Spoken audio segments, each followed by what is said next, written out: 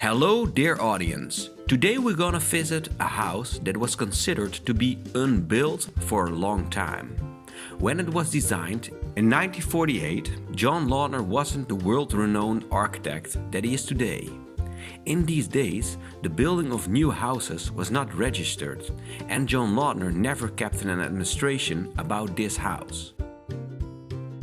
So, the Salkin House was simply forgotten, and many people thought that the building process never came further than only just a scale model.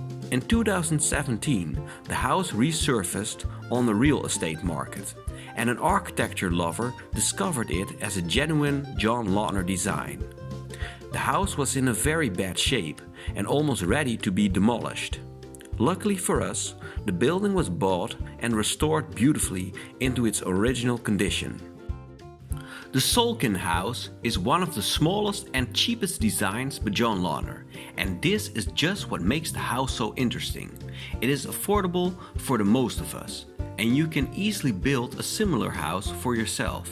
It belongs to a group of small, modest homes that John Lautner designed at the start of his career, and it is a far cry from the large millionaire houses that he would design later in his life. So, let's take a look inside. We start our tour with a description of the roof structure.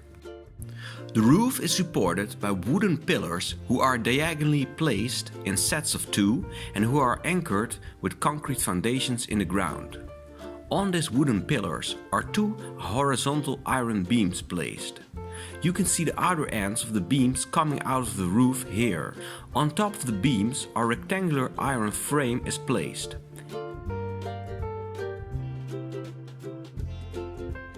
Against this iron frame, a wooden skeleton is placed.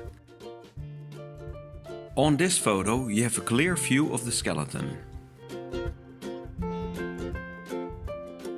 Wooden panels covered with plaster are attached on the structure. The final result looks like a gable roof placed upside down. For me personally, this structure makes the house look more like a gas station than an actual home. Because none of the walls have a retaining function, John Lautner had the freedom to create large windows and large open spaces underneath the roof. On this drawing, you have a clear overview of the layout of the house. There is a total of 13 wooden pillars.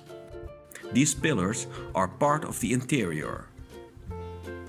The first part of the house belongs to a carport. The house has two gardens. The garden in the west is enclosed by the climbing hillside and has a more intimate feeling.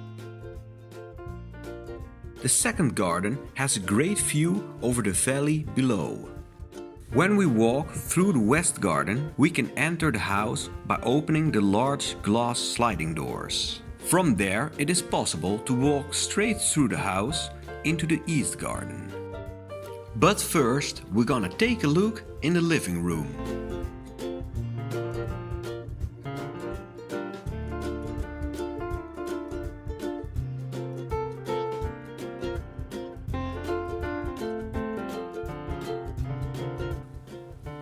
The sitting area is enclosed by a wall of cinder blocks. The floor is made of red-colored cast concrete. The kitchen is separated from the sitting area by a wooden wall that is placed between the pillars. This wall functions as a bookcase towards the sitting area.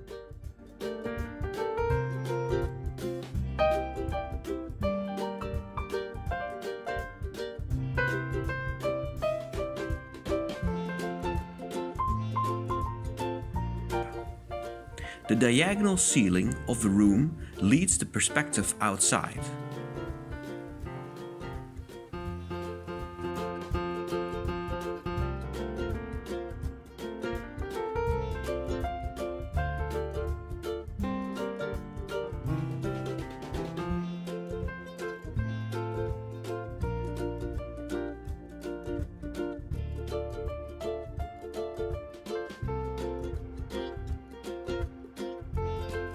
The bedrooms have enough privacy because they are enclosed by walls yet the horizontal windows between the top of the walls and the ceiling provide enough sunlight.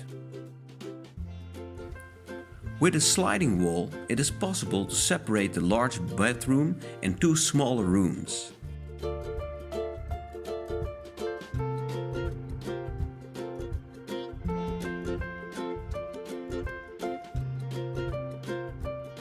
At the rear end of the house, the outside of the cinder blocks is covered with timber, creating a more organic feeling.